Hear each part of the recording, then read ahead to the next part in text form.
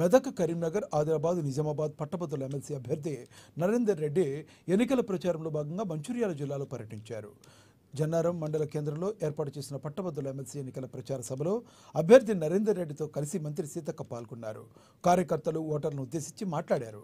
అభ్యర్థి నరేందర్ రెడ్డి ఎంతో విజన్ ఉన్న వ్యక్తి అన్నారు. ఆయనకు మొదటి ప్రాధాన్యత ఓటు వేసి భారీ మెజార్టీతో గెలిపించాలన్నారు. ఆయన పట్టభద్రులతో పాటు యువతకు ఉపాధి అవకాశాల కల్పన కోసం కృషి చేస్తారన్నారు.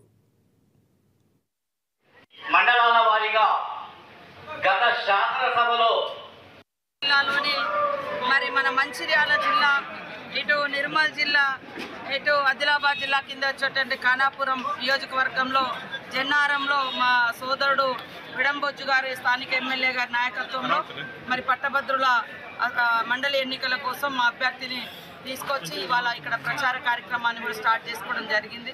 ప్రజలందరిలో కూడా మంచి స్పందన ఉంది.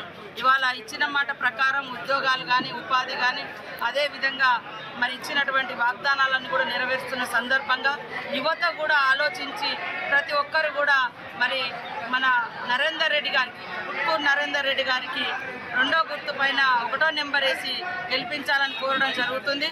ఇలా ప్రజలను ఒకటే కోరుతా ఉన్నాం, అటు నిలబడ్డటువంటి బీజేపీ 8 ఎంపీ సీట్లు ఇస్తే ఈ రాష్ట్రానికి వాళ్ళు తెచ్చింది ఏంటి?